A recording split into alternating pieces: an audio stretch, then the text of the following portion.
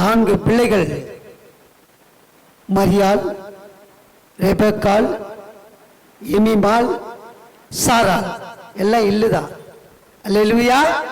கர்த்தர் கொடுத்த இந்த பிள்ளைகளுக்காக, இந்த பிள்ளைகள் வாழ்க்கையில் வேதாகமத்தில் இருக்கிற அந்த பேர்களைப் போல தங்களை அர்ப்பணித்துக் கொண்டு சபையிலும் வீட்டிலும் வெளியிலும் அவர்கள் சாட்சிகளாக இருக்க நாம் ஜெபிப்போம். முதலாவது கம்யூனில் இருக்கிற பிள்ளைகளை நாம் ஆசீர்வதிப்போம். கர்த்தர் நிச்சயமாய் பிள்ளைகளை கர்த்தர் அவருடைய வார்த்தையின்படி இந்த ஆண்டிலிருந்து அந்த பாக்கியத்தை பெற்றுள்ள பிள்ளைகளை அவரிடம் ஆசீர்வதிக்கப் போகிறார். கரங்களை தட்டி கர்த்தர் நாமத்தை பயன்படுத்தும். ஜெபிப்போம். இந்த ஜெபத்தை அன்பு சகோதரி அவர்கள் ஜெபிக்கும்படியாய் இவங்க சிஸ்டர் சசி கர்த்தர் வார்த்தைக்காக, சசி கர்த்தர் வார்த்தைக்காக, சாட்சிகளுக்காக ஸ்தோத்திரம் தகப்பனே, ஸ்தோத்திரிக்கிறோம் ராஜா, நன்றியோடு உம்மை ஸ்தோத்திரிக்கிறோம் சுவாமி. எங்களை அதிகமாய் நேசிக்கிறதா எங்கள் அன்பின் பரலோக தகப்பனே, ஆசீர்வதிக்கப்பட்டதான் இந்த நல்ல நாளுக்காய் நன்றி ராஜாவே. இயேசப்பா, இந்த புதிய ஆண்டுல தகப்பனே, புதிய நாள் துவக்கத்தை தகப்பனே உங்க பாதப்படியில தகப்பனே நாங்கள் தாழ்த்தி அர்ப்பணிக்கிறோம் சுவாமி. இந்த நாள்ல கூட தொடக்கம் முதல் கர்த்தாவே நீர் எங்களோடு கூட இடைப்பட்டீரே. நன்றி சுவாமி. இயேசப்பா, ஸ்தோத்திரிக்கிற ராஜா. இந்த நாள்ல கூட தகப்பனே எங்களை சத்திய பகுதியிலிருந்து அப்பா பிள்ளைகள் டான்ஸ் காரியங்கள் கர்த்தாவே அப்பா பாடின பாடல்கள் கர்த்தர் அப்பா நீர் அளவுக்கு அதிகமா ஆசீர்வதித்த ஸ்தோத்திரம் ஆண்டவரே. அப்படியே கூட தகப்பனே இயேசப்பா, ஸ்தோத்திரம் ராஜாவே. காணிக்கை கொடுத்த கரங்களையும் கர்த்தர் ஆசீர்வதியாவே. இயேசப்பா, ஸ்தோத்திரம் ஆண்டவரே. அலிக்கி குலுக்கி தகப்பனே அமிக்கி தேவன் ஆண்டவரே நீங்க இயேசப்பா, தரித்திரங்களை மாற்றும்படியா ஜெபிக்கிறேன் சுவாமி. அப்பா, ஸ்தோத்திரம் ஆண்டவரே. காணிக்கை கரத்தை கர்த்தாவே உள்ளங்களை ஆசீர்வதிக்க முடியாது சுவாமி. அப்படியே கூட ராஜாவே, ஸ்தோத்திரம் தகப்பனே. இந்த நாள்ல கூட தகப்பனே இயேசப்பா அப்பா ஞானஸ்நானம் எடுத்த மரியாள், சாரா, ரெபெக்காள் ஆண்டவரே, எமிமாள் எல்லாரையும் ஆசீர்வதிக்கும்படியா ஜெபிக்கிறேன் ராஜாவே. பிள்ளைகள் சபைக்கும் அப்பா ஸ்தோத்திரிக்கிற ராஜா, எங்கள் வீடுகளிலும் குடும்பங்களுக்குள்ள தூணாய் நிறுத்தும்படியா ஜெபிக்கிறேன். கர்த்தருடைய வல்லமை இவர்கள் அபாயமாய் சூழ்ந்து கொண்டு இருக்கும்படியா ஜெபிக்கிறேன் அப்பா. செல்போன் மூலமாகவும் ஃப்ரெண்ட்ஷிப் மூலமாகவும் இவர்கள் பாவத்துக்கு இச்சைகளுக்கு அடிக்காதபடிக்கு தகப்பனே அக்கினியா வேலையடி பாதுகாக்கும்படியா ஜெபிக்கிறேன் அப்பா. ஸ்தோத்திரம் ஆண்டவரே, உம்முடைய நாமத்தை மகிமைப்படுத்தக்கூடிய பிள்ளைகளா இவளை ஆசீர்வதிக்கும்படியா ஜெபிக்கிறேன் ஆண்டவரே. இந்த நாள்ல கூட நாங்கள் அப்பா வாக்கு தத்தத்தை பெற்றுக்கொள்ள தகுதியுள்ள பாத்திரவான்களை எங்களை மாற்றும்படியா ஜெபிக்கிறேன். விசேஷமாய் தகப்பனே திருப்பந்திக்காய் ஸ்தோத்திரிக்கிறேன். ஏசப்பா, எங்கள் குற்றம் குறைகளை தயவாய் மன்னிக்கும்படியா ஜெபிக்கிறேன். ஏசப்பா, அது வெறும் அப்பமும் வெறும் ரசமும் அல்ல. எங்களுக்காக எங்கள் பாவங்களுக்காக அடிபட்டு பிக்கப்பட்ட ரத்தத்துக்காய் ஸ்தோத்திரம் ஆண்டவரே. எங்களுக்காக கடைசி சொட்டு சிந்தப்பட்ட ரீகாபா ராபா அப்பா நீர் எனக்காக சிந்தப்பட்ட ரத்தத்திற்காக ஸ்தோத்திரம் அப்பா. அந்த சரீரத்தின் வல்லமை ஆண்டவரே, ரத்தத்தின் வல்லமை ரசத்தின் அப்பா இறங்கி இப்போது அபிஷேகித்து எங்களுக்கு ஜெபிக்கிற ராஜாவே. உட்கொள்ளும் போது தகப்பனே எங்களை சரீர தகப்பனே அப்பா எல்லா காரியங்களும் அப்பா நிர்மூலமாக ஜெபிக்கிற ராஜாவே. பிரியமில்லாத விரோதமான குற்றம் குறைகள் ஒரு விஷயம் எடுத்து போடும்படியா ஜெபிக்கிற உணர்வுள்ள பாத்திரமா எங்களை மாற்றும்படியா தகுதி ஒப்பு கொடுக்கிற ராஜா. தகுதியில்லாத அடிமைகளை எங்களை வெறுமையா தாழ்த்தி ஒப்பு கொடுக்கிறோம். ஒவ்வொரு பிள்ளைகளை நீர் ஆசீர்வதித்து வழி நடத்தும்படியா சாட்டுகிறோம். இயேசு கிறிஸ்து மூலம் வேண்டிக் கொள்ளுகிறேன் ஜீவன் தந்த நல்ல பிதாவே. ஆமென், ஆமென், அல்லேலூயா. கர்த்தர் நல்லவர், கிருபை என்றும் தகப்பனே. அப்பா, நாங்கள் ஒன்றுமில்லை ஆண்டவரே, நாங்கள் தூளும் சாம்பலுமா எண்ணுகிறோம் அப்பா. நாங்கள் களிமண் என்று உணர்கிற ஆண்டவரே. அப்பா, நீர் எங்களை பண்படுத்துங்க, பயன்படுத்துங்க, உபயோகப்படுத்துங்கப்பா. வாக்கு தத்தத்தின்படி இஸ்ரவேலே நீ பாக்கியவான். கர்த்தரால் ரட்சிக்கப்பட்ட ஜனமே, உனக்கு ஒப்பானவன் யார்? உனக்கு சகாயம் செய்யும் கேடகமும் உனக்கு மகிமைப்படுத்திய பட்டயமும் அவரே என்று சொல்லி, நீர் ஆண்டவரே நாளிலே நீர் எங்களுக்கு கொடுத்த வாக்கு தத்துவத்துக்காக ஸ்தோத்திரம் ஆண்டவரே. அப்பா, வசனம் எங்கள் கால்களுக்கு தீபமாய் எங்கள் பாதைக்கெல்லாம் வெளிச்சமாக இருப்பதை நன்றி செலுத்துகிற ஆண்டவரே. அப்பா, மனுஷன் அப்பத்தினால் மட்டுமல்ல ஒரு வாய்ந்து புறப்படும் ஒரு வார்த்தையினால் பிழைப்பான் என்று எழுதியிருக்கிறதே. அப்பா, நாங்கள் பிழைத்திருக்கும்படி நீ எங்களோட பேசுங்கப்பா. தகப்பனே, வானமும் பூமியும் ஒழிந்து போனாலும் ஒரு வார்த்தை ஒரு காலம் ஒழியாது என்று சொன்னீரப்பா. அப்படியே என் வாயிலிருந்து புறப்படும் வசனமும் இருக்கும். அது வெறுமையாக எடுத்து திரும்பாமல் நான் அதை அனுப்பின காரியமாகும்படி வாய்க்கும் என்று சொன்னீரப்பா. தகப்பனே, சகல பிரஸ்தாபத்தை பார்க்கலும் வார்த்தையை மகிமைப்படுத்தியிருப்பதற்காக நன்றி செலுத்துகிறோம். நீங்கள் பேசுங்க, நான் கேட்கிறோம். சகல துதியும் கனமும் மகிமையும் ஒருவருக்கே நாங்கள் எடுக்கிறோம் ஆண்டவரே. எங்கள் கர்த்தரும் மீட்பரும் இரட்சகருமாகிய இயேசு கிறிஸ்துவின் நாமத்தினாலே வேண்டி ஜெபிக்கிறோம் பிதாவே. ஆமேன், ஆமேன், அல்லேலூயா. இன்னொரு முறை கர்த்தர் கொடுத்த வாக்குத்தத்த கரங்களை தட்டுவோமா உற்சாகமாக? அப்பா, நீர் ஆண்டவரே, உலகத்தில் இருக்கிற எங்களோடு இருக்கிற பெரியவர் ஆண்டவரே. வார்த்தைப்படி இஸ்ரவேலே நீ பாக்கியவான் என்று சொல்லி இஸ்ரவேல் ஜனங்களாகிய ஆவிக்குரிய ஜனங்களாக எங்களை தகப்பனே நீ பாக்கியவானாக பாக்கியவதியாக இந்த ஆண்டிலே நடத்த போகிற கிருபைகளுக்காக ஸ்தோத்திரம் சொல்லி இந்த வசனத்தை நாம் வாசிக்க கேட்போம். வாசிங்க பிரதர். உபாகமம் 33:29. இஸ்ரவேலே நீ பாக்கியவான், கர்த்தரால் ரட்சிக்கப்பட்ட ஜனமே, உனக்கு ஒப்பானவன் யார்? உனக்கு சகாயம் செய்யும் கேடகமும்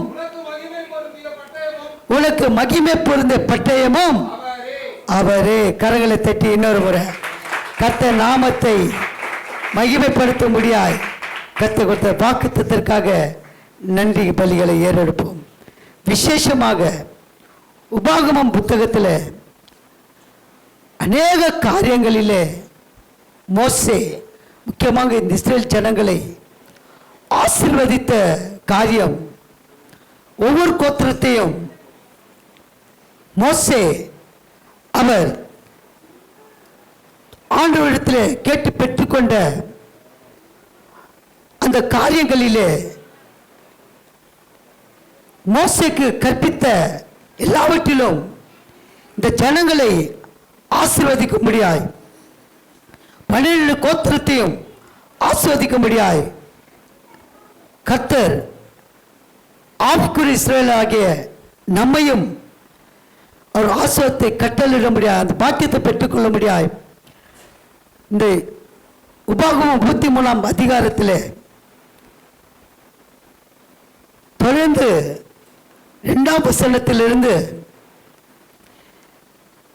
28ஆம் வசனம் வரைக்கும் அந்த இஸ்ரேல் ஜனங்களை, ஒவ்வொரு ஜனங்களையும் குறித்து இந்த ஜனங்கள், இந்த வம்சம், இந்த கோத்திரம் எப்படிப்பட்ட வாழ்க்கை வாழ வேண்டும் என்று மோசே கல்லின கர்த்தருடைய ஆசீர்வாதத்தை அந்த பிள்ளைகள் பெற்றுக்கொள்ளத்தக்கதாக அப்படியே பெற்ற ஆசீர்வாதத்தை இழந்து போகாதபடி அதை சுதந்தித்துக் கொள்ளும்படியாய் அந்த ஜனங்களுக்கு கொடுத்த அந்த ஆசீர்வாதத்தை நாமும் பெற்றுக்கொள்ளத்தக்கதாக அவர் கொடுத்த வார்த்தையின்படி, இஸ்ரவேலே நீ பாக்கியவான், இஸ்ரவேலே நீ பாக்கியவான், உனக்கு ஒப்பானவர் இந்த உலகத்தில் யார், இந்த பூமியில ஒருவரும் இல்லை. நீ அவருக்கு கர்த்தருக்கு மகிமை பொருந்திய பட்டயம், நீ மகிமை பொருந்திய பட்டயம் என்று சொல்லி நம்மை குறித்து அவர் கொடுத்த வாக்குத்தத்தத்தை நாம் இந்த ஆண்டிலே உரிமை பாராட்டி, இந்த ஆண்டின் முடிவிலே இன்றைக்கு நான் எப்படி கர்த்தர் இந்த வருடம் முழுதும் அவர் கண்மணி போல பாதுகாத்து கொண்டார் சொல்லி நம் கொடுத்த அந்த வாக்கு, அந்த சாட்சியிலே கர்த்தர் மகிமை அடைந்திருக்கிறார். அல்லேலூயா. நாம் பெத்தேலுக்கு போவோம் வாருங்கள் என்று சொல்லி கர்த்தர் நம்மை ஒவ்வொருவரையும் முன்குறித்து வைத்திருக்கிறார். நம்மை முன்குறித்து வைத்திருக்கிறார். நம்மை தலைமுறைகளை, நம்முடைய சபை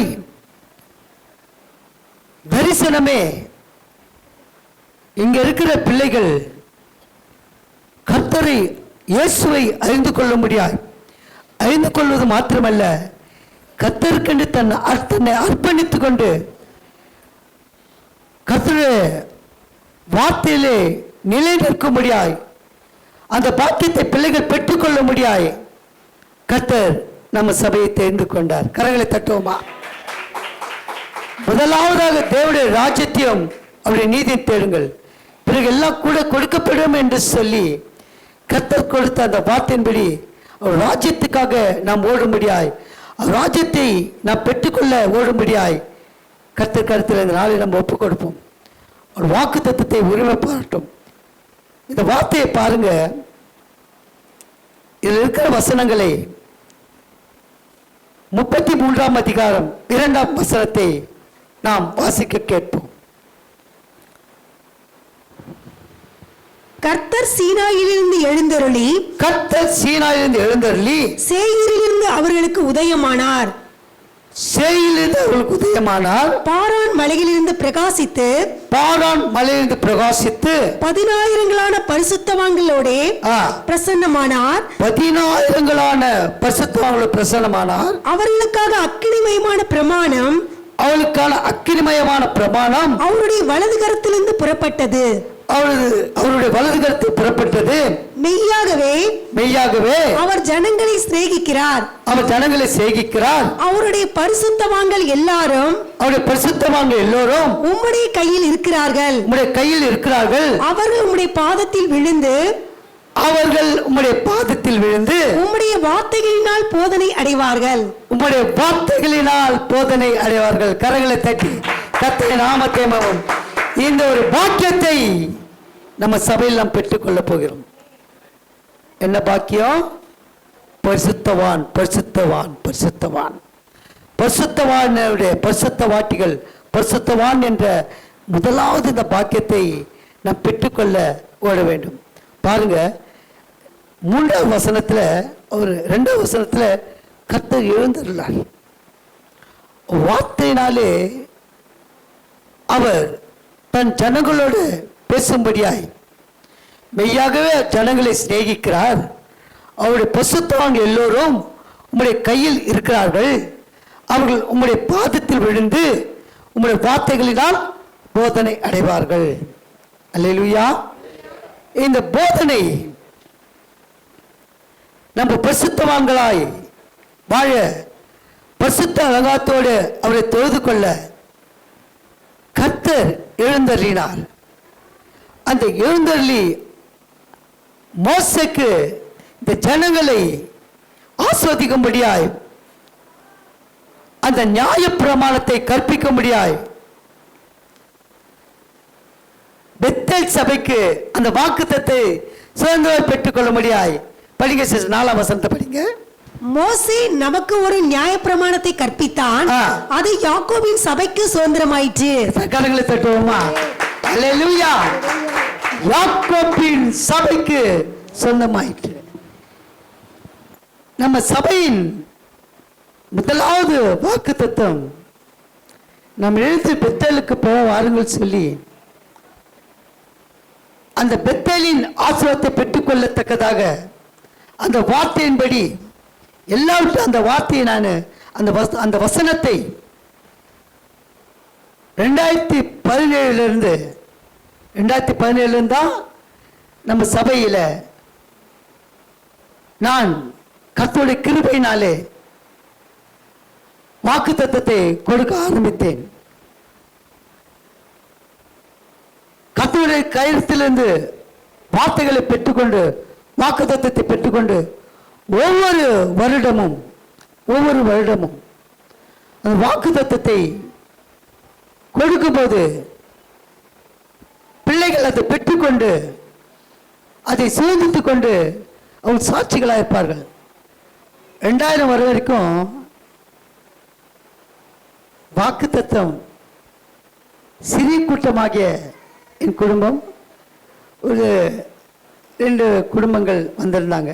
2020 வரைக்கும் 2020 வரைக்கும் 2020 வந்து தான் ஆண்டவர் வந்து அருமையான வாக்குத்தத்தம் கொடுத்தார். பிரகாசத்தின் ஆண்டு 2020 பிரகாசத்தின் ஆண்டு. ஏசாயா 60ஆம் அதிகாரம் 61ஆம் அதிகாரம் 2 வசனத்தை வாசிங்க சிஸ்டர். அதில் இருக்கிற 1, 2, 3, 4 வசனங்களை வாசிங்க. நான் இதை நினைவு கூறுறேன். அன்னைக்கு சொன்ன வாக்குத்தத்தம் இன்றைக்கு நிறைவேற்றிருக்காருன்னு சொல்லி அந்த நினைவு கூறுவோம்.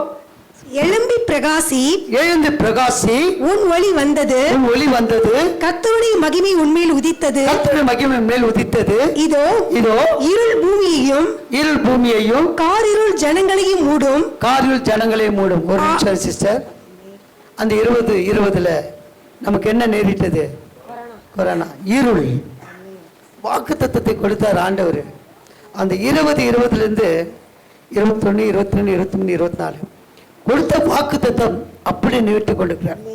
அப்படியே நம்ம சபைக்கு என்று அது கொடுத்த வாக்குத்தத்தத்தை, காரணம் என்னவென்றால் அந்த வாக்குத்தத்தத்தை நாம் என்ன பண்றோம்? உரிமை பாராட்டுறோம். அந்த வாக்குத்தத்தத்தை கொடுத்த வாக்குத்தத்தத்தை விடல. நமக்கு நேரம் கிடைக்கும் போது அதை தியானிக்கிறோம். அந்த வருடத்திலிருந்து கொடுக்கப்பட்ட வாக்குத்தத்தத்தை, அந்த குறிப்புகளை வைத்து நம்ம ஆசீர்வாதத்தை பெற்றுக் கொள்கிறோம். படிங்க சிஸ்டர். ஆனாலும் உன்மேல் கர்த்தர் உதிப்பார். கரங்களை தட்டுவோமா? ஆனாலும் உன்மேல் கர்த்தர் உதிப்பார். படிங்க. அவருடைய மகிமை உன்மேல் காணப்படும். உன் வெளிச்சத்திற்கு ஜாதிகளும் உதிக்கிற உன் ஒளியிடத்துக்கு ராஜாக்களும் நடந்து வருவார்கள். சுற்றிலும் உன் கண்களை ஏறெடுத்து பார். அவர்கள் எல்லாரும் ஏகமாய் கூடி உன்னிடத்துக்கு வருகிறார்கள். உன் குமாரர் தூரத்திலிருந்து வந்து உன் குமாரத்திகள் உன் பக்கத்திலே வளர்க்கப்படுவார்கள். அப்பொழுது நீ அதை கண்டு ஓடி வருவாய். உன் இருதயம் அதிசயமாய் பட்டு பூரிக்கும். கரங்களை தட்டி கர்த்தர் நாமத்தை மகிமைப்படுத்தும்.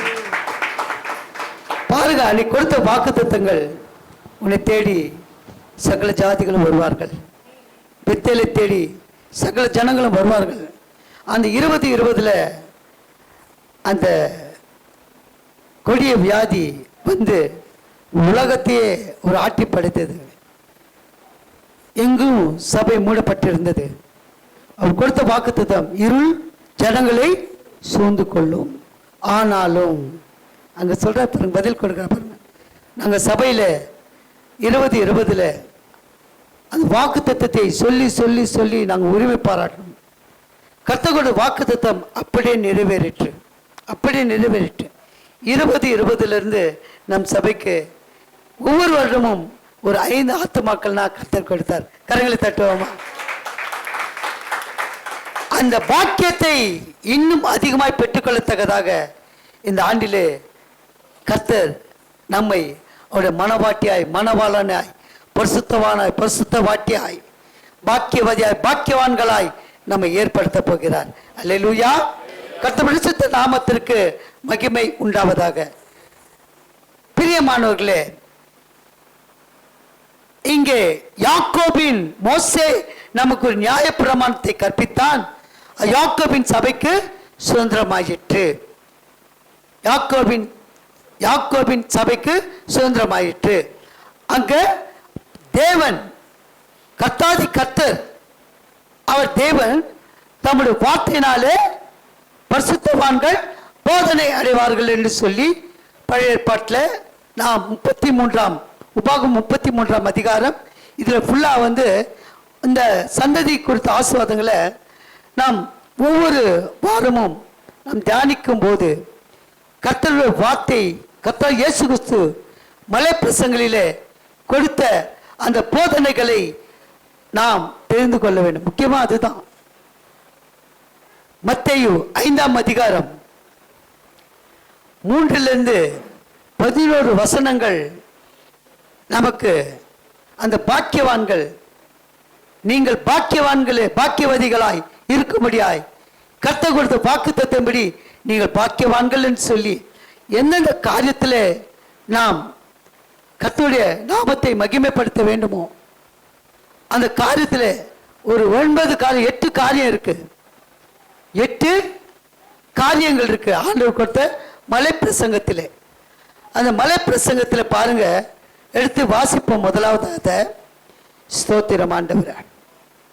மத்தேயு எழுதின சுவிசேஷம் 5ஆம் அதிகாரம், அதுல 1-2 முதல்ல வாசிப்போம். அவர் திரளான ஜனங்களை கண்டு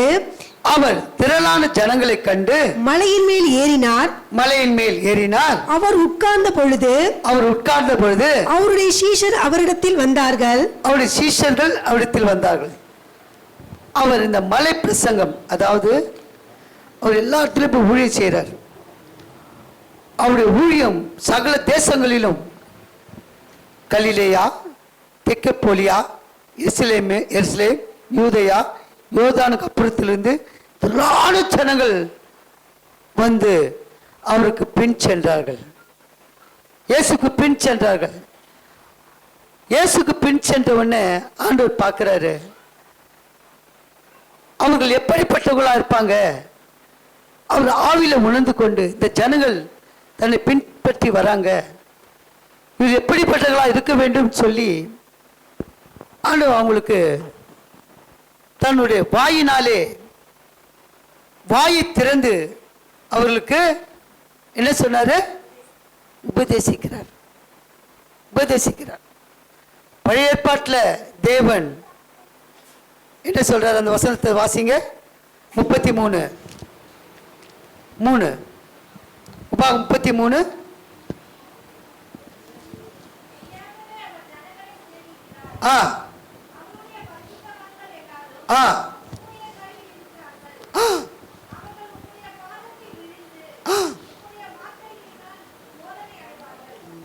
அவருடைய வார்த்தையினால் போதனை அடைவார்கள். ஆனால் சில ஜனங்கள் அது விட்டுட்டாங்க. அவர் போதனையை விட்டுட்டாங்க. ஆனாலும் அவர்களுக்கு இரக்கம் காட்டினார் தேவன். இரக்கம் காட்டின தேவன் தம் ஒரே பேரான கிறிஸ்துவை இந்த பூமியிலே பிறந்து வளர்ந்து அவர் ஊழியத்தை செய்ய முடியாது. ஊழியத்திலே அவர் எல்லோருக்கும் நன்மை செய்ய முடியாது. தேவன் அவரை ஏற்படுத்தினார். காரணம் என்னவென்றால், இந்த ஜனங்கள் எல்லோரும் பாவத்தை நோக்கிதான் சென்றதாங்க. பாவம்தான்.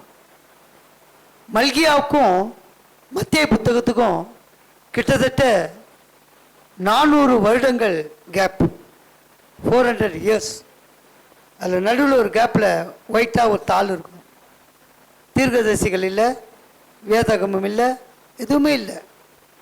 பாவம் இருந்தவர்களாய், தங்கள் ஆத்துமாக்களை கெடுத்து கொண்டவர்களாய், அநியாயம் அக்கிரம் நிறைந்தவர்களாய், தங்கள் வாழ்க்கையிலே பாவ மன்னிப்பு இல்லாதவர்களாய் தங்களுடைய ஜீவியத்திலே ஓடிக்கொண்டிருந்தார்கள். பிரியமானவர்களே, அப்படிப்பட்ட ஜனங்களுக்கு தன் ஒரே பேரான குமாரனை கொடுத்து இந்த ஜனங்களுக்கு பாவத்தினாலே உண்டாகும் காரியங்களை அவர் உபதேசிக்கும்படியாய், பாவத்தினாலே ஆத்துமா சாகும் என்று சொல்லி அவள் உபதேசிக்கும்படியாய் இயேசு இந்த மலை பிரசங்கத்தை தன் வாயை திறந்து, அது கூட எப்படி? அப்போது அவர் தம் வாயை திறந்து அவங்களை உபதேசித்து சொன்னது என்னவென்றால், இதில் ஒரு 9 காரியம் இருக்கு. 9 காரியங்கள் இருக்கு. இந்த 9 காரியங்களில் நாம் எப்படி இருக்கும், நம்மளை நாமே நிதானித்து கொள்ளணும்.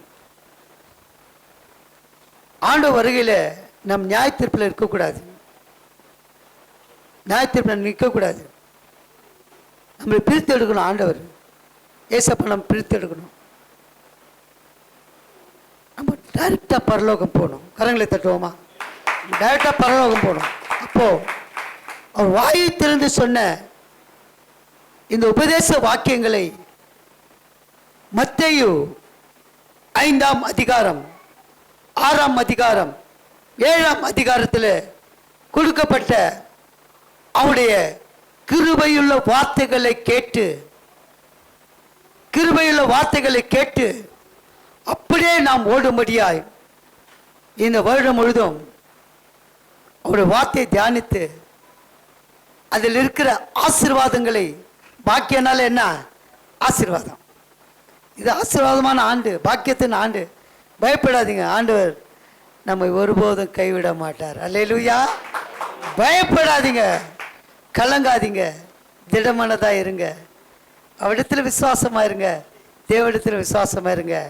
கர்த்தர் நமக்கு நன்மையானதை செய்வார். அல்லேலூயா. பாருங்க, இதில் இருக்கிற ஒரு 8 காரியங்கள் எல்லாம் அவர் வாயிலே சொல்லப்பட்ட கிருபையுள்ள வார்த்தை, மகிமையுள்ள வார்த்தை. வாயை திறந்து உபதேசிக்கிறார், வாயை திறந்து உபதேசிக்கிறார்.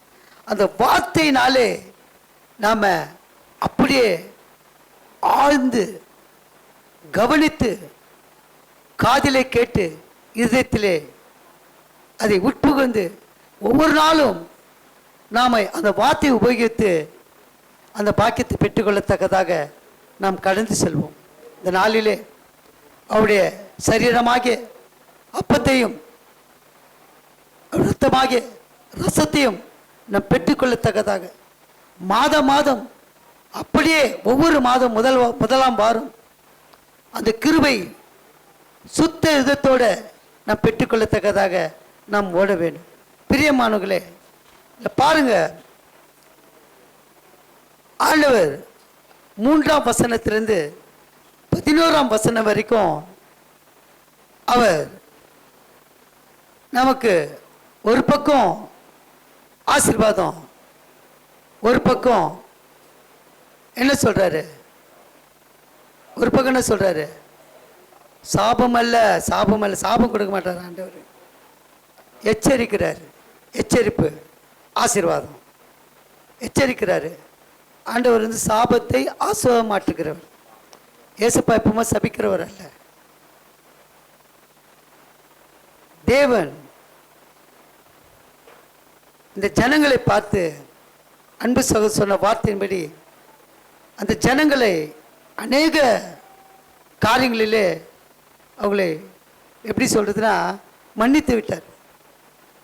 அதுக்கு மோசே எல்லா காலத்திலும், ஆண்டவரே என் பெயரை உன் ஜீவ புஸ்தகத்திலிருந்து கிறுக்கி போடுங்க, இந்த ஜனங்களை விட்டுருங்க, இந்த ஜனங்களை விட்டுருங்கன்னு சொல்லி எப்போது பரிந்து பேசிக்கொண்டவராயிருந்தார்.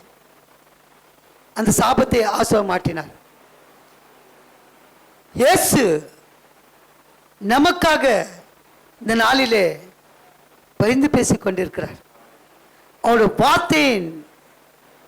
வார்த்தையின்படி நாம் நடந்து கொண்டால், அவர் எந்தெந்த காரியத்தை நம்ம எச்சரிக்கிறாரோ அந்த எச்சரிப்பை பெற்றுக்கொண்டு அதிலிருந்து நாம்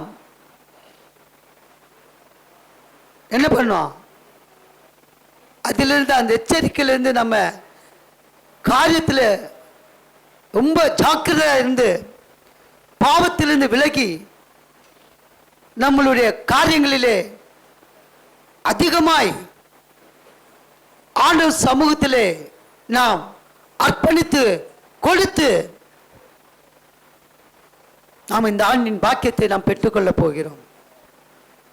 பாருங்க, ஆண்டவர் முதலாவதா சொல்றாரு, வாசிங்க சிஸ்டர். 3 ஆவியில் எளிமையுள்ளவர்கள் பாக்கியவான்கள். ஆவியில் எளிமையுள்ளவர்கள். இன்னைக்கு சகோதரர் கொடுத்த பழைய செய்தி ரொம்ப பிரயோஜனமாக இருக்கும். ஆவியில் எளிமை இருந்தால் நமக்கு என்ன வராது, கோபம் வராது. கோபம் என்பது ஒரு நொடி தான். அந்த கோபம் வந்துட்டாலே நம்ம பிளட்டு என்ன ஆகிடும்? ப்ரெஷர் ஆகிடும். நம்ம பிளட்டு ப்ரெஷர் ஆகிடும். இதுதான் பிபி, பிளட் ப்ரெஷர். அந்த கோபத்தை தணிக்க ஒரே வழி ஆவியிலே எளிமை உள்ளவர்களாக இருக்கணும். எளிமை உள்ளவர்களாக இருக்கணும். ஏன் இந்த பாக்கியத்தை கொடுக்கிறாருன்னா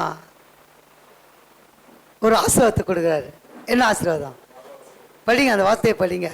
பரலோக ராஜ்யம் அவர்களுடையது. பரலோக ராஜ்யம் அவர்களுடையது.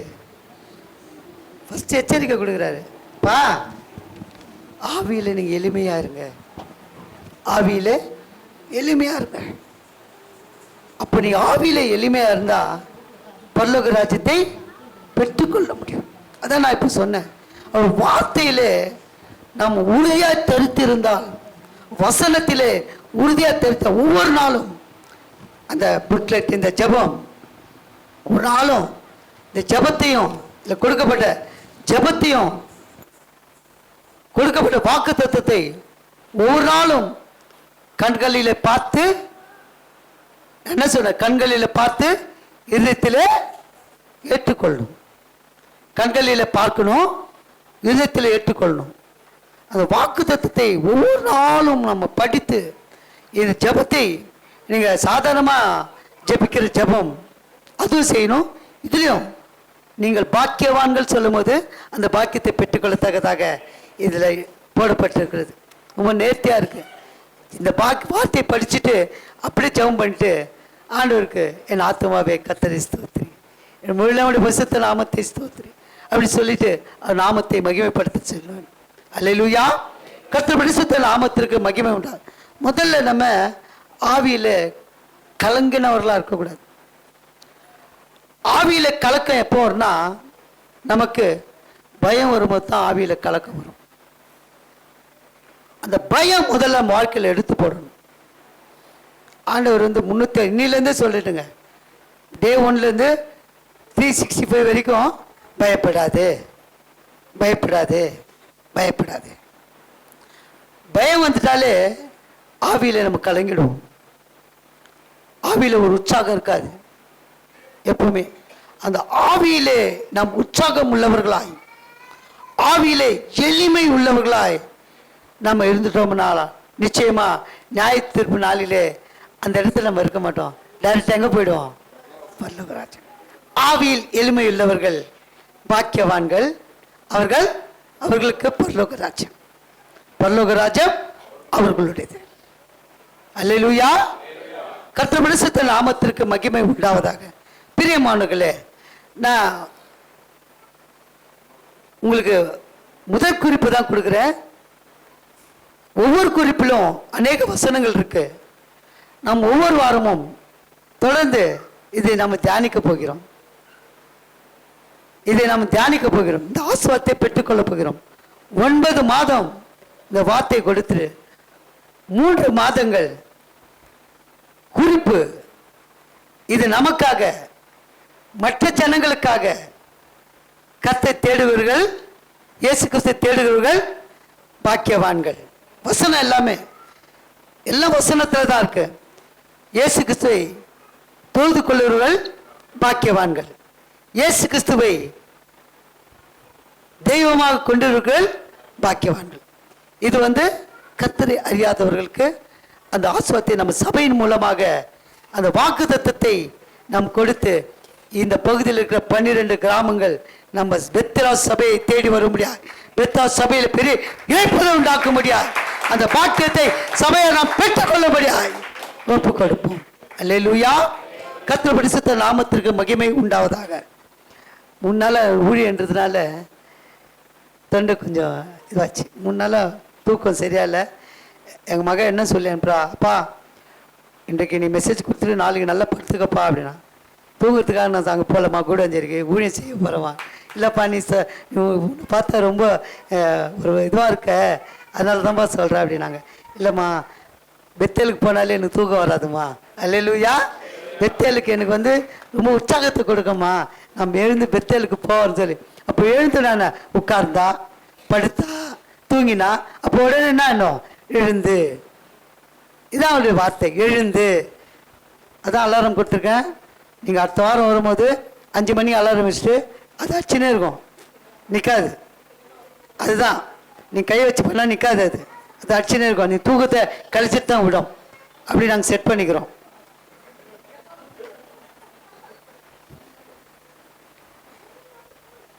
அதுதான் அது மாதிரி செட் பண்ணிக்கிறோம். அது அடிச்சுனே இருக்கும், நீ கை வச்சு ஆஃப் பண்ண கூட நிற்காது. அதனால் 5 மணிக்கோ 5:30 மணிக்கோ 6 மணிக்கோ எழுந்து வரும். அடுத்த வருஷம் வந்து வித்தியாசமாக கொடுக்க போகிறோம். நாங்கள் இப்போ பிளான் பண்ணிவிட்டோம். அதனால் அந்த அலாரம் உங்களுக்கு எதுக்குன்னா சபைக்கு வர்றதுக்கு, கரெக்டான நேரத்துக்கு நீ வந்தாலே சபை கொடுத்த வாக்கு தத்தம். என்ன வாக்கு தத்தம்? படிங்க, அந்த வார்த்தையை படிங்க பிரதர். இஸ்ரவேலே நீ பாக்கியவான், கர்த்தரால் ரட்சிக்கப்பட்ட ஜனமே, உமக்கு ஒப்பானவன் யார்? உனக்கு சகாயம் செய்யும் கேடகமும் உமக்கு மகிமை பொருந்திய பட்டயமும் அவரே.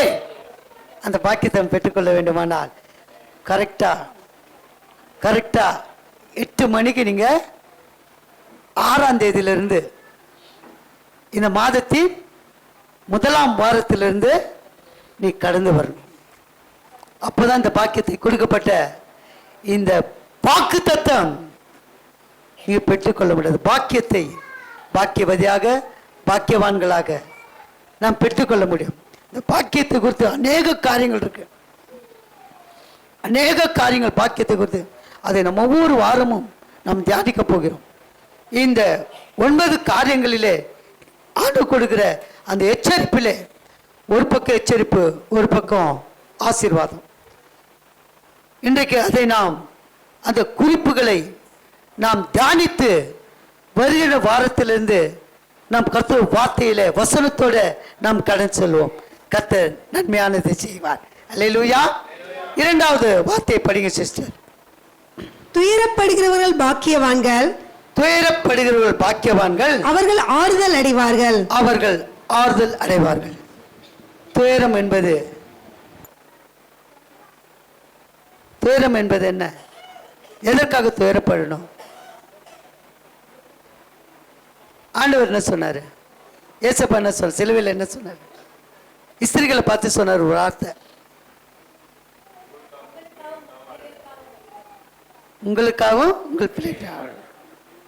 அப்போ எதற்காக அழ சொல்றாருன்னா, ஆண்டவர் துயரம் அதிகமாக வந்துட்டாலே அதை மனசுக்குள்ள வச்சுக்கூடாது. அது என்ன ஆயிடும்? மன அழுத்தம் ஆயிடும். மன அழுத்தத்தை கொண்டு வந்துடும். அந்த மன அழுத்தம் வரக்கூடாதுன்னு சொல்லி அந்த பாக்கியத்தை, அந்த ஆறுதலை கொடுப்பதற்காக உங்களுக்காகவும் உங்கள் பிள்ளைக்காகவும் அழுங்க. பாரம் இறங்கிடும், மனப்பாரம் இறங்கிடும், அந்த ஆறுதல் கிடைச்சிடும். எதுக்காக பிள்ளைகளுக்காக அழு சொல்றாரு? நமக்காக எதுக்காக அழு சொல்றாரு? வசனம் இருக்கு, நீங்க சொல்லுங்க, சொல்லுங்க, ஏதாவது சொல்லுங்க, பரவாயில்ல சொல்லுங்க. எதுக்கு? ஒண்ணு அவரா கரெக்ட்.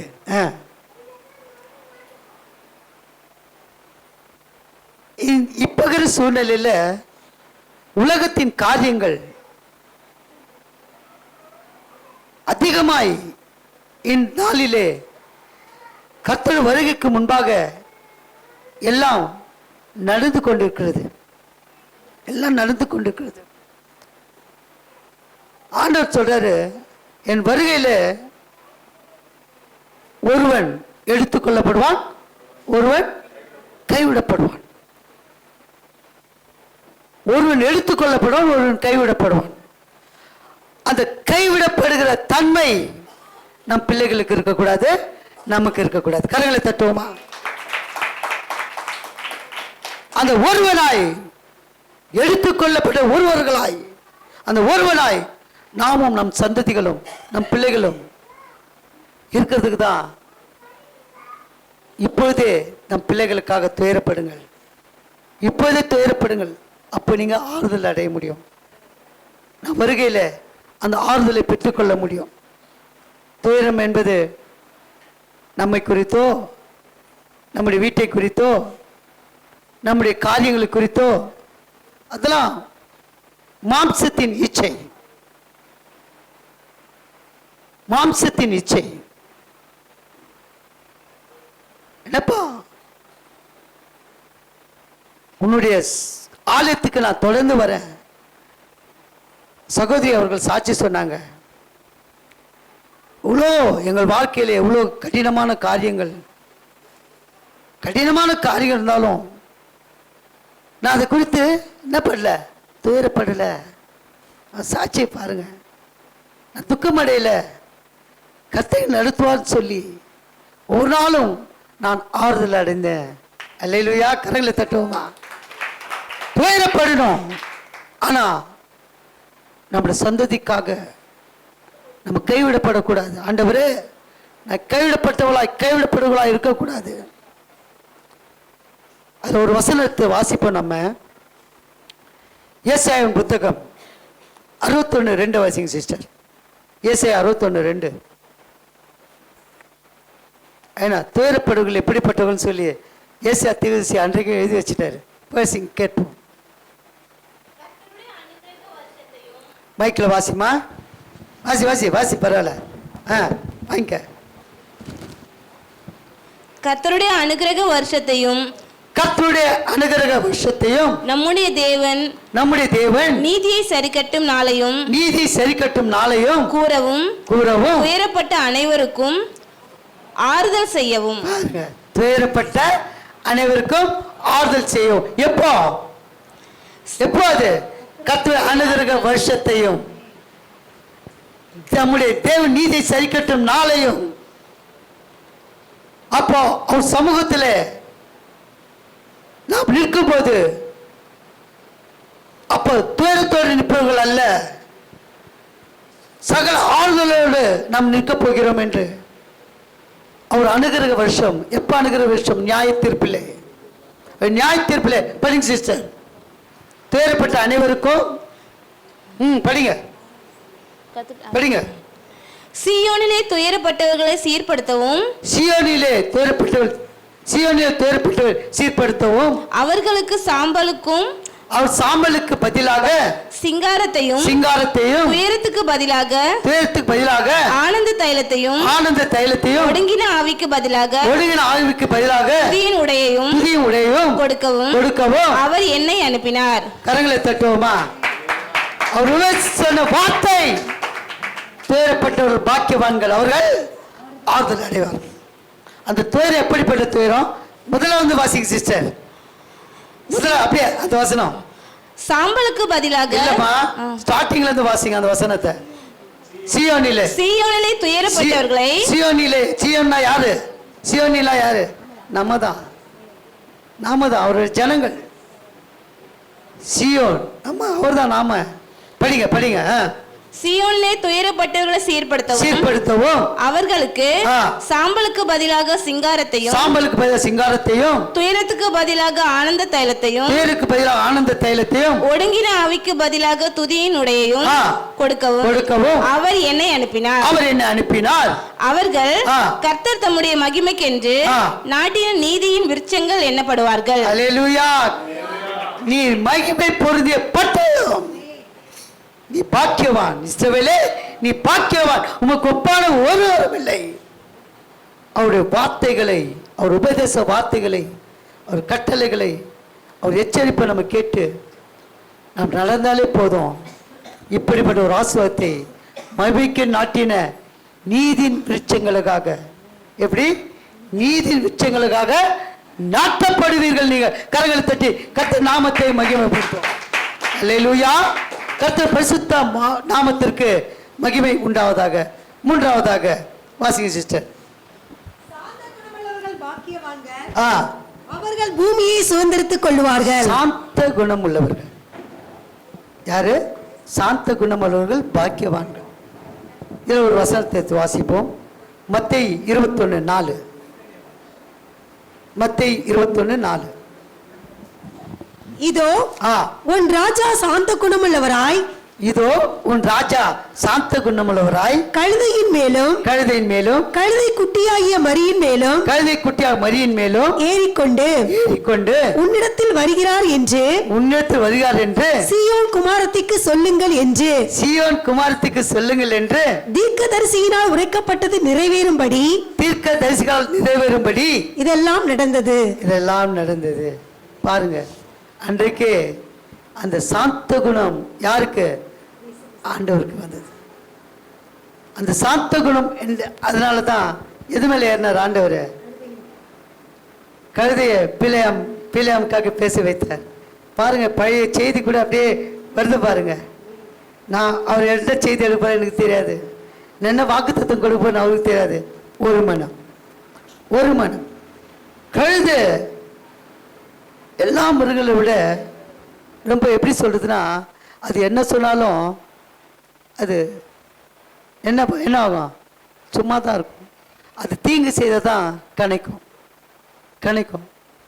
மற்றபடி அதுக்கு எவ்வளோ பொதிகை சுமத்தினாலும் அப்படியே மொல்லமாக தான் போகும். அப்படிப்பட்ட சாந்த குணத்தை ஆண்டவர் நமக்கு வேண்டும்னு சொல்லிதான் அந்த கழுதின் மேல் ஏறி வருகிறார். கரங்களை தட்டுவோமா? சாந்த குணமுள்ளவர்கள் பாக்கியவான்கள், அவர்கள் பூமியை சுதந்தித்துக் கொள்வார்கள்.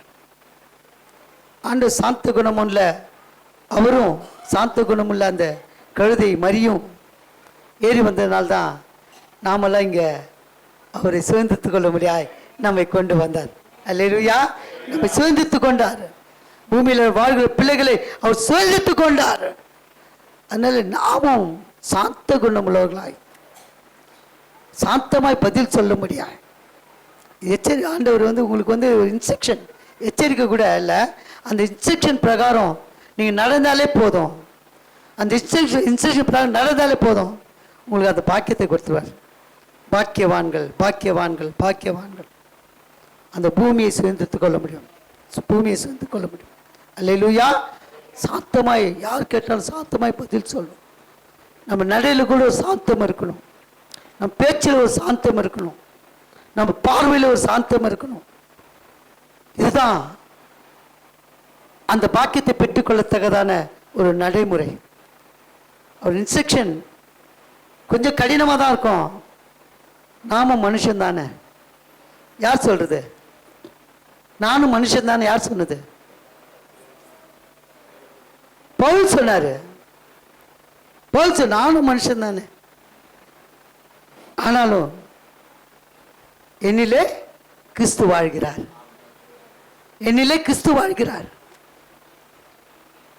அல்லேலூயா! கர்த்தர் பரிசுத்த நாமத்திற்கு மகிமை உண்டாகுது. நம்ம எல்லா காலத்திலும் சாந்தத்தோடு நடந்தா பூமியில் உள்ள ஆசீர்வாதங்களை சுதந்தித்துக் கொள்ள முடியும். அல்லேலூயா! அடுத்த வார்த்தை வாசிங்க சிஸ்டர். நீதியின் மேல் பசித்தாகம் உள்ளவர்கள் பாக்கியவான்கள், அவர்கள் திருப்தி அடைவார்கள். நீதியின் மேல். இந்த உலகம் எப்படிப்பட்ட உலகம்? அநீதி நிறைந்த உலகம். நன்மை செய்வர் ஒருவரில் இருக்க மாட்டாங்க. சான்ஸ் நன்மை அவங்ககிட்ட நன்மை கிடைக்குமா, இவன் நன்மை கிடைக்குமா அப்படின்னு நம்ம நினைச்சோன்னா அவன் தீமை செய்ய தான் திங்க் பண்ணுவான். அநீதியான உலகம். ஏமாற்றி கொண்டுதான் இருப்பாங்க. நம்ம அனைவரும் யார் தெரியுமா? யாரு? நம்ம நீதிமான்கள் ஒரு பக்கம் இருக்கட்டும், ஏமாறுகிறவர்கள் ஆண்டவரை அப்படிதானே ஏமாத்துறாங்க. ஒரு வார்த்தை கேட்டுட்டு ஒரு மலை மேல் ஏற்றி என்ன பண்ணாங்க? தள்ளிவிட பார்த்தாங்க, ஏமாந்து போனாரு, ஏமாற்றிட்டாங்க. ஒரு சபையில் உட்காந்து உபதேசித்து கொண்டிருக்காரு. அது அவர் உபதேசத்தை கேட்டு ஜனங்கள் இவர் எப்படியாவது தள்ளி விடுறோன்னு சொல்லி கொண்டு போகிறாங்க. ஆனால் அது வரைக்கும் பிதா அவருக்கு ஹெல்ப் பண்ணாமல் கடைசி நேரத்தில் போயிட்டு அவர் தள்ளிவிட போகும்போது மறைந்து போனார். அதனால் ஆண்டவர் பாருங்க, அநீதி நிறைந்த இந்த உலகத்தில் அவர் நீதி சரி கட்ட முடியாது, நீதிபரராய் வாழ முடியாது. அந்த நீதியின் மேல் என்ன சொல்றாரு? பசி தாகம். நீதியின் மேல் பசி தாகம். பசினா சாப்பிட்டா பசி அடையணும், தாகனா தண்ணி குடிச்சா தாகம் அடையணும். ரெண்டு வித்தியாசமான. பசி என்பது மன்னா, தாகம் என்பது ஆவி, பரிசுத்தாவி. இது நீதியான காரியம். பசி தாகம் அவருடைய மன்னாவை என்றும், பசியிலே அவர் மன்னா வார்த்தையிலே, மன்னாவின் வசனத்திலே, மன்னாவின் வார்த்தையினாலே நாம் போஷித்துக் கொள்ளணும். அந்த பசி தாகம் நமக்கு இருக்கணும். எல்லாமே அவர் வார்த்தைகள் அனைத்து என்ன? நீதி, நியாயங்கள், எல்லாமே நீதி நியாயங்கள் தான் கொடுக்க. அவர் பேசின அத்தனை வார்த்தை நீதி நியாயமாக தான் இருக்கும். அநியாயமாக எங்கன்னா சொல்லியிருக்காரா ஆண்டவர்? அநியாயமாக பேசியிருக்காரா? அநீதியாக பேசியிருக்காரா? அப்போ அவர் நீதியான வசனத்தையும் அவர் நீதியான வார்த்தையும் நம்ம பசித்தாகம் உள்ளவர்களாய், பசித்தாகம், அப்படி பசித்தாகம்னா எப்படின்னா, பசி வந்தால் தான் தெரியணும். பசி வந்தால் பத்தம் பறந்துடும். அந்த பத்து நான் என்ன தெரியுமா, அது ஒரு நாளைக்கு சொல்கிறேன். பத்தும் பறந்துடுவாங்க பசி வந்தா. தாகம் வந்துட்டா எங்கேயாவது தண்ணி கிடைக்குமா, குடிச்சா நல்லா இருக்கும், பசியை கூட தாங்கிடலாம், தாகத்தை தாங்க முடியாது. இதுதான் உண்மை. அதனால அவருடைய ஆவியின் மேல், பரிசுத்த ஆவியின் மேல் நம்ம தாகமாக இருக்கணும், தாகமாக இருக்கணும். நேற்றைய தினத்தில் அன்பு பிள்ளைகள், அன்பு போதகர் அவர்கள் ஆவியானவரை வரிப்பித்து பிள்ளைகளுக்கு அந்த ஆசீர்வாதத்தை கொடுத்தார். 4 பிள்ளைகளும் அந்நிய பாஷையில் பேசினாங்க. அந்நிய பாஷையில் பேசி ஆவியானவரை பெற்றுக்கொண்டாங்க. அதுமாதிரி நம்ம சபையில் ஆவியானவர் பெற்றுக்கொள்ளாதவர்கள் ஒவ்வொரு நாளும் தனியாக அறையில் போயிட்டு, உங்களுக்கு தெரியும், முதல்ல பேசுங்க, ஆண்டவர்கிட்ட பேசுங்க. ஆண்டவரே எனக்கு அந்நிய பாஷை கொடுங்கப்பா, அதுக்கு தாகமாக இருக்க ஆண்டவரே. தாகம் உள்ளவன் மேல் தான் சங்கீதக்காரன் சொல்றான், தாகம் உள்ள மேல் தண்ணீரை ஊற்றுவார். அப்போ அந்த பரிசுத்தாவி என்ற அந்த தண்ணீரை பெற்றுக்கொள்ளத்தக்கதாக அது மேலே நம்ம நீதியின் மேல், வார்த்தையின் மேலும், ஆவியானவர் மேலும் நம் பசித்தாகம் உள்ளவர்களாய் ஓடணும். அப்போ நம்ம என்ன இருப்போம்? பாக்கியமான திருப்தி அடைவோம். திருப்தி திருப்தி. பசி வந்துட்டா சாப்பிட்றோம், தாகம் வந்தால் தண்ணி குடிச்சிடும். ஆனால் அது மாறாக ஆண்டோட வார்த்தையும் ஆவியான பெற்றுக்கொள்ளத்தக்கதாக அந்த பசி தாகத்தோடு நம்ம இருக்கணும். அப்போ நம்ம திருப்தி அடையும். சாப்பிட்டா திருப்தி, சாப்பிட்டா இது வரைக்கும் தான், அதுக்கப்புறம் வேற இது வரைக்கும் தான் போகும். இங்கே வரைக்கும் தான் டேஸ்ட் தெரியும். வயிற்றில் போய் டேஸ்ட் தெரியுமா? அதிகம் சாப்பிட்டா வயிறு ஊப்பிடும், என்ன பல டிசீஸ்லாம் வரும். அதிகமாக சாப்பிட்டா, கம்மியாக சாப்பிட்டாலும் நமக்கு பசி அது எடுத்துகிட்டே இருக்கும். அதனால் அந்த பசி வேறு, இந்த பசி வேறு. அதில் பிரியமானவர்களே, நம்ம வார்த்தையினாலும் அவருடைய ஆவியானவர் மேலும் நம்ம பசி தாங்க உள்ளவர்களாக இருந்தால் திருப்தி அடையும். அடுத்த வசனம் வாசிச்சிட்டேன். இரக்கமுள்ளவர்கள் பாக்கியவான்கள், இரக்கமுள்ளவர்கள் பாக்கியவான்கள், அவர்கள் இரக்கம் பெறுவார்கள், அவர்கள் இரக்கம் பெறுவார்கள். இரக்கம் உள்ளவர்களாக இருந்தால் தான் இரக்கம் பெற்றுக்கொள்ள முடியும். இரக்கத்தில் ஐஸ்வர்யம் உள்ளவர் நம்ம ஆண்டவர். விசேஷமாக அவரிடத்தில் 4 காரியங்கள் உண்டு: அன்பு, கிருபை, இரக்கம், தயவு. இந்த 4 காரியம் ஆண்டவரத்தில் உண்டு. நான் விலை கொடுத்து வாங்குறதா இல்லை, ஆண்டவர்கிட்ட அப்பா இரக்கம் காட்டுங்கப்பா, இரக்கம் காட்டுங்க. அப்போ இரக்கம் காட்டுன்னு சொல்லி நாம எப்படி இருக்கணும்? இரக்கம் உள்ளவர்களாக இருக்கணும். நம்ம இரக்கம் உள்ளவர்களாக இருந்தால் தான் அந்த இரக்கத்தை பெற்றுக்கொள்ள முடியும். ஒவ்வொரு மாதமும் இதை பற்றி நம்ம முன்னுரையாக தான் சொல்கிறேன். ஏன்னா நம்மளுக்கு டைம் ஆச்சு, 2:30 மணிக்கு முடிச்சிடணும், திருவிருந்து எடுக்கணும். அதனால் வசனத்தை நான் எப்படி சொல்கிறேன், வசனத்தை மேல்காட்டி சொல்வதை விட இதுவும் வசனம் தான். மத்தேயு அவர் உபதேசித்த வார்த்தைகள், யாரு? இயேசு கிறிஸ்து உபதேசித்த வார்த்தைகள் வசனத்தில் சொல்கிறேன். இதை நம்ம தியானிக்கணும், சொல்லிட்டு போகக்கூடாது. இரக்கம்னா இரக்கம் கட்சா போதும், நம்ம இரக்கத்தை பெற்றுக்கொள்வோம். அந்த இரக்கத்தை எப்படி பெற்றுக்கொள்ள முடியும்? அந்த பாக்கியத்தை எப்படி பெற்றுக்கொள்ள முடியும்? அந்த இரக்கத்தை பெற்றுக்கொள் பரிசுத்தம் எத்தனை பேர் இருக்காங்க? அந்த இரக்கத்தை பெறாதவர்கள் எப்படி தன் வாழ்க்கையில் எழுந்து போனாங்க? நம்ம பார்க்க போறோம். பிரியமானவர்களே, அந்த இரக்கத்தை, அவர் இரக்கமுள்ளவர், அவர் இரக்கமுள்ளவர். நம்ம இரக்கமுள்ளவர்களாக இருக்க அந்த இரக்கத்தை பெற்றுக்கொள்ள அவரிடத்தில் நாம் கேட்போமா? நிச்சயமாக பெற்றுக்கொள்ள. அடுத்த வசனம் வாசிங்க சிஸ்டர். இருதயத்தில் சுத்தமுள்ளவர்கள் பாக்கியவான்கள், அவர்கள் தேவனை தரிசிப்பார்கள். இதுதான் ரொம்ப கஷ்டமான விஷயம், ரொம்ப கஷ்டமான விஷயம். தரிசனம் ரொம்ப முக்கியம், தரிசனம் ரொம்ப முக்கியம்.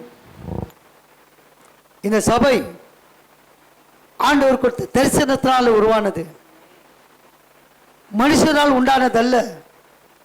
தேவனுடைய ஈவு. அவர் தரிசனத்தினால் இங்கே நான் சபையை கட்டுவேன். நம் முன்னுதாரணமாக இருக்கணும். முன்னால் அவர்கிட்ட போகணும், அவர்கிட்ட போகணும். அவர்கிட்ட போனாதான் நமக்கு பாருங்க, இருதயத்தில் சுத்தம் உள்ளவர்கள், இருதயத்தில் சுத்தம் உள்ளவர்கள். இருதயம் கேடுள்ளதும் திருக்குள்ளதும். இந்த இருதயத்தில் சுத்தம் எப்படி, இந்த சுத்தம் எப்படி வரும்? அப்போ ஒவ்வொரு நாளும் ஆண்டவரை தரிசிக்கணும். எப்படி தரிசிக்கணும்? அவர் காணக்கூடாதவர், ஆனால் இருக்கிறவராக இருக்கிறேன் என்று சொன்னவர். நான் அல்பாவும் உபயோகமும் இருக்கிறவராக இருக்கிறார். நான் ஆதியும் அந்தமுமா இருக்கிறேன் என்றார். அப்போ நம்ம எது மூலியமா அவர் தரிசிக்க முடியும்? சொல்லுங்க. நோ. ஒரு நாள் பைபிள் வாசிக்கணும்பா, ஒரு நாள் வார்த்தையை வாசிக்கணும். அப்படி அது வார்த்தையை வாசிக்க வாசிக்க வாசிக்க விதத்தில் நீங்க சுத்தமாயிடும். வார்த்தை தான் நம்ம சுத்தப்படுத்தும். உலகம் அசுத்தப்படுத்தும், உலக கிரியைகள் நம்ம அசுத்தப்படுத்தும். வார்த்தை மாத்திர நம்ம சுத்தப்படுத்தும். அப்போ சுத்தப்படுத்தும் போது வார்த்தையை நான் தரிசிக்க முடியும். கரையில் தட்டுவோமா? வார்த்தையை படிக்க படிக்க தரிசனத்தை பார்க்க முடியும், காண முடியும். ஒவ்வொரு நாளும் ஆண்டவரே என்னை சுத்தப்படுத்துங்கப்பா, என்னை பரிசுத்தப்படுத்துங்கப்பா, எது சுத்தமாகட்டும் ஆண்டவரே, எது சுத்தமாகட்டும் ஆண்டவரே. இருதயம் திருக்குள்ளதும் கேடுள்ளதும் சொன்னீரப்பா. அப்படி இருதயம் எனக்கு வேணாப்பா. இருக்கிற அந்த கல்லான எழுத்தை எழுதி போடுங்க, சதையான எழுத்தை கொடுங்கப்பா, சதையான எழுத்தை கொடுங்க. கேட்டுங்க, ஆண்டுகிட்ட கேளுங்க. அவர் தரிசிக்க முடியும், நிச்சயமா முடியும். பார்க்க முடியும், அவர்கிட்ட பேச முடியும். நான்லாம் அப்படி முடியாது, பார்க்க முடியாது, கேட்க முடியாதுன்னா அப்படிதான் இருக்கணும். விசுவாசத்தோடு பைபிளை தருங்க, ஆண்டு உன்னோடு பேசுவார். ஆண்டு சபையில் பேசும்போது அவர் கேட்ட வார்த்தைகள் தான் வந்தது. அதுதான் இப்போ நம்ம பார்த்தோம், வார்த்தையை படித்தோம். என்ன அவர் படித்தாரோ அந்த வார்த்தையை ஏசாயா தீர்க்கதரிசி முன்னாலே குறிப்பிட்டாரு. அந்த வார்த்தை குறித்து ஆண்டவர் கரெக்டாக அந்த ஏசாயா தீர்க்கதரிசி பிரித்து படிக்கிறார். அப்போ நம்ம படிக்கும்போது நமக்கு என்ன முன்கூட்டி வைத்திருக்கிறதோ அது கண்கள் காணும், அந்த கண்கள் காணும். அப்போ அந்த வார்த்தையை நான் பார்த்து விட்டு வாயினால் அழுக்கிட்டு இதயத்துக்குள்ள ஏற்றுக்கொள்ளணும். ஏற்றுக்கொள்ளும் போது அவரை தரிசிக்க முடியும். கரங்களை தட்டுவோமா? நிச்சயமா தரிசிக்க முடியும். அல்லேலூயா. இதுதான் தரிசனம், தரிசனம், தரிசனம். அல்லேலூயா. கர்த்தர் பரிசுத்த நாமத்திற்கு மகிமை உண்டாக. அடுத்த வார்த்தை வாசிங்க சிஸ்டர். சமாதானம் பண்ணுகிறவர்கள் பாக்கியவான்கள், சமாதானம் பண்ணுகிறவர்கள் பாக்கியவான்கள், அவர்கள் தேவனுடைய புத்திரர் என்னப்படுவார்கள். அவர்கள் தேவனுடைய புத்திரர் என்னப்படுவார்கள். அல்லேலூயா. சமாதானம் பண்ணுகிறவர்கள் பாக்கியவான்கள். இன்றைக்கு உலகத்தில் என்ன நடக்குதுன்னா, இப்போ லேட்டஸ்டாக அப்பாவுக்கும் பிள்ளைக்கும் எதனால் சண்டை?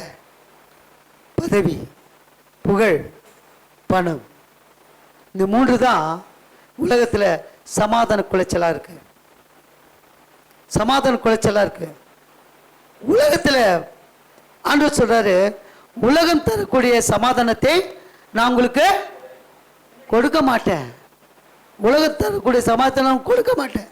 ஏன்னா உலகம் அநீதி நிறைந்த உலகம், பாவம் நிறைந்த உலகம், அக்கிரமம் நிறைந்த உலகம். அந்த சமாதானம் உங்களுக்கு வேணாம். அதோட ஓடி போனீங்கன்னா, உலகம் தரும் சமாதானம் ஓடி போனீங்கன்னா உங்களுக்கு என்ன வைக்கப்பட்டிருக்குது? நரகம்தான். இந்த நரகத்தில் போய் நீங்கள் சேரக்கூடாது தான் ஆண்டவர் சொல்கிறாரு. உலகம் தரக்கூடிய சமாதானத்தை நான் உங்களுக்கு கொடுக்க மாட்டேன். அவருடைய பிள்ளைகள் நாம, அவருடைய பிள்ளைகள். அதனால் உலகத்தில் சமாதானம் கொடுக்க மாட்டேன். யாருடைய சமாதானம் கொடுக்குறாரு? அவருடைய சமாதானம் கொடுக்குறாரு. கரங்களை தட்டுவோமா? அவருடைய சமாதானத்தை உங்களுக்கு கொடுக்கிறார் என்று சொன்னார். அவர் சமாதானம் எப்படி இருக்கும்? நதியை போல இருக்கும். நதியை போல இருக்கும். அல்லேலூயா. கர்த்தர் பரிசுத்த நாமத்துக்கு மகிமை உண்டாது. எல்லாவற்றையும் வசனத்தை கொண்டு தியானிப்போம். வசனத்தை முன்னுரையாக நான் சொல்கிறேன். நீங்கள் இதை வீட்டில் போய் தியானிங்க. இந்த வசனத்தை ஒரு நாள் உங்களுக்கு ஆண்டவர் ஒரு வார்த்தை கொடுப்பார். ஆண்டவர் எளிமைன்னா என்னன்னு சொல்லி கொடுத்தாரு, எனக்கு எளிமைன்னா என்ன சொல்லி கொடுத்தாரு, பசித்தாகன்னா என்ன சொல்லி கொடுத்தாரு அப்படின்னு ஒவ்வொரு வார்த்தையை நீங்கள் தியானிக்கும் போது நிச்சயமாய் நீங்கள் அவர் தரிசிக்க முடியும், பார்க்க முடியும். உங்களை நீங்களே அதை கொடுத்து நீங்கள் இந்த இடத்துல நின்று வார்த்தையை கொடுக்க முடியும். ஆண்டவர் செய்வார், நிச்சயமாக செய்வார். நான் என்னால் பாருங்கள், ஆண்டவர் பாருங்கள், சுரேஷ் கொடுத்த வார்த்தைகள் நமக்கு பெரிய ஆசீர்வாதம். பழைய காலத்தில் நீ கோபப்படாதீங்க, அந்த அந்த அந்த கோபம் வேண்டாம். இந்த புதிய வருடத்தில் நம்ம பாக்கியத்தை, சமாதானத்தின் பாக்கியத்தை, எளிமுள்ள பாக்கியத்தை அந்த காலத்தை சொல்லி நம்மை ஆறுதல் படுத்தி தேற்றி ஆட்டி இந்த வருடம் முழுவதும் நடத்தி அந்த பாக்கியத்தை பெற்றுக்கொள்ளத்தக்கதாக ஆஸ்வதிக்க முடியாது. முன்னாலே நம்மளுக்கு கொடுத்தாரு. கோபம் வேண்டாம், கோபம் வேண்டாம். நம்ம வாழ்க்கையில் எப்போதும் சமாதானம், சாந்தம், எளிமை ரொம்ப அவசியம். ஆண்டவர் தான் ரொம்ப ஆண்டவர் கொடுக்குற இன்ஸ்ட்ரக்ஷன்லாம் சிம்பிளாக தான் இருக்கும். நம்ம நடைமுறைப்படுத்தினா வச்சுங்களேன், நம்மளை விட பாக்கியம் எவனும் இருக்க முடியாது. கரங்களை தட்டுவோம். சிம்பிள் தான் எல்லாமே, ரொம்ப பெருசாக சொல்ல முடியாது. என்ன பண்ண முடியாது? இங்கே குத்திக்க முடியாது, இங்கே குத்திக்க முடியாது, தூக்க முடியாது, பத்துக்க முடியாது, ஓட முடியாது, முடியாது. அதெல்லாம் ஒன்றுமே இல்லை, ஒன்றுமே இல்லை. இன்னைக்கு ஓடுறானுங்க, எங்கே போகிறாங்க? மலை மேலே ஓடுறாங்க, அங்கே போகிறாங்க, இங்கே போகிறாங்க. சமாதானம் இல்லை, சமாதானம் இல்லை. அந்த பாக்கியம் அவங்களுக்கு இல்லை. சமாதானம் பண்ணுங்கள் பாக்கியவான்கள் அவர்கள். நம்மளாம் யாரு? அவருடைய பிள்ளைகள். கரங்களை தட்டுவோமா? அல்லேலூயா. கர்த்தர் பரிசுத்த நாமத்திற்கு மகிமை உண்டாவதாக. அடுத்த வசனம் படிங்க சிஸ்டர். நீதி நிமித்தம் துன்பப்படுகிறவர்கள் பாக்கியவான்கள். நீதி நிமித்தம் துன்பப்படும் பாக்கியவான்கள் பரலோக ராஜ்யம் அவர்களுடையது. பாருங்க, முதல்ல நீதி மேல் பசித்தாகும். நீதி அது பசித்தாகும் என்பது, பசித்தாகம் என்ன சொன்ன? பசித்தாகம் என்பது என்ன? அவருடைய மன்னா, வார்த்தை மன்னா. இரண்டாவது ஆவி, பசுத்த ஆவி, அந்த பெலன். இந்த நீதி, இந்த நீதி நிமித்தம் துன்பப்படுவோம். துன்பம், நீதி நிமித்தம் துன்பப்படணும். அப்போதான் பாக்கியத்தை பெற்றுக்கொள்ள முடியும். அநீதி துன்பப்படுத்த பாக்கியம் பெற்றுக்கொள்ள முடியாது.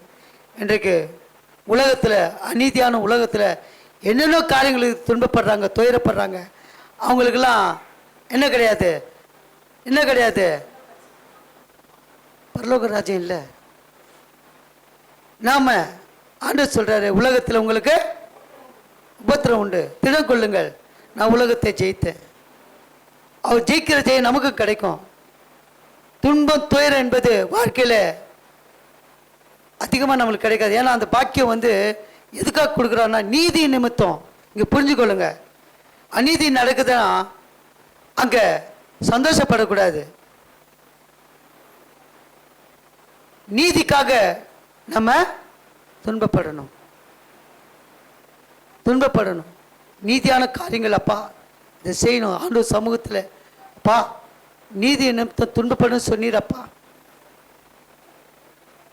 அந்த துன்பம் அப்பா, அந்த துன்பப்படும்படியா இந்த உலகத்தில் இருக்கிற பிள்ளைகள் ஆண்டவரே, நீதிக்காகவும் நியாயத்துக்காகவும் ஓடுகிற பிள்ளைகள் ஆண்டவரே, துன்பத்தை அணுகாதபடி அவளுக்காக நான் துன்பப்படுகிறேன் ஆண்டவரே, துன்பப்படுகிறேன். அந்த பாக்கியத்தை நான் பெற்றுக்கொள்ளத்தக்கதாக பிள்ளைகள் அழிந்து போகிற ஆத்துமாக்களுக்காக ஒவ்வொரு நாளும் நம்ம துன்பப்படணும். அந்த பாக்கியத்தை பெற்றுக்கொள்ளணும். ஆத்மா பாரம் நமக்கு தேவை. ஆத்மா வாரம் ரொம்ப அவசியம். நீதிமொழிகள் 11ஆம் அதிகாரம் எழுதுங்க, வாசிங்க சிஸ்டர். நீதிமொழிகள் 11. ஸ்தோத்திரம். நீதிமொழிகள் 11ஆம் அதிகாரம் எடுத்துட்டீங்களா?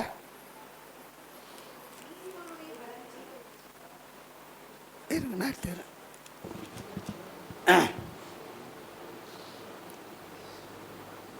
ஸ்தோத்திரம் ஆண்டவரே.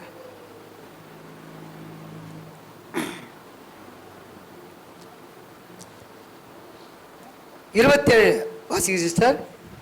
நன்மையை ஜாக்கிரதையுடன் தேடுகிறவன் தயை பெறுவான். தீமையை தேடுகிறவனுக்கோ தீமையே வரும்.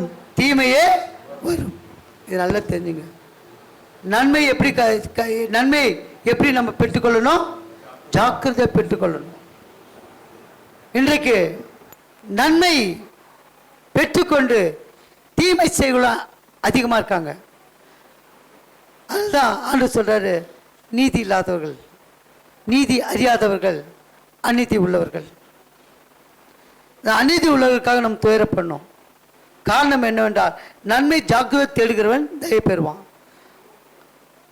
அந்த தயவை அவங்க பெற்றுக்கொண்டு தீமையை தேடுங்க, தீமையே வரும். தீமை தேடு, தீமை தான் வரும்.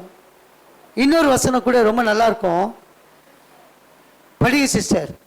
17ஆம் அதிகாரம் நீதிமொழிகள் 17-14 நினைக்கிறேன், வாசிங்க. 17-13. நன்மைக்கு தீமை செய்கிறவன் எவனோ அவன் வீட்டை விட்டு தீமை நீங்காது. ஆண்டவர் கொடுக்கிற வார்த்தை இதெல்லாம். இதை சொல்லி தான் நம்ம துயரப்படணும். அந்த பாக்கியத்தை நம்ம பெற்றுக்கொள்ளணும். அந்த நீதி நிமித்தம் துயரப்படுவது பாக்கியவான்கள். அந்த பாக்கியத்தை நாம் பெற்றுக்கொள்ளத்தக்கதாக அந்த அந்த ஸ்தோத்திரம் ஆண்டவர். அந்த பரலோக ராஜ்யம் பாருங்க, அதுலேயும் பரலோக ராஜ்யம் தான் வருது. 2வது முறை இந்த பரலோக ராஜ்யத்தை பெற்றுக்கொள்ளத்தக்கதாக நாம் ஓடணும். நீதி நிமித்தம் நம் துயரப்பட்டு பரலோக ஜாத்துக்கு நேராக நாம் ஓடணும். அல்லேலூயா. அடுத்த வசனம் வாசிங்க. என் நிமித்தம் உங்களை நிந்தித்து துன்பப்படுத்தி பலவித தீமையான மொழிகளையும் உங்கள் பேரில் பொய்யாய் சொல்வார்கள், ஆனால் பாக்கியவான்களாய் இருப்பீர்கள். அல்லேலூயா. இதுதாங்க ரொம்ப முக்கியம். இதுதான் ரொம்ப கிறிஸ்தவர்கள் எப்பவுமே மற்றவர்கள் பேசுகிற பேச்சுக்கு நிந்தனை வரும். நிந்தனை, போராட்டம், அவமானம், துக்கம், துயரம், வேதனை, சஞ்சலம், தவிப்பு வரும். இதெல்லாம் எப்படி போட்டுடணும்? தள்ளி விடணும். அது என்ன ஒன்றும் பண்ணாது, என்னை ஒன்றும் சேதப்படுத்தாது.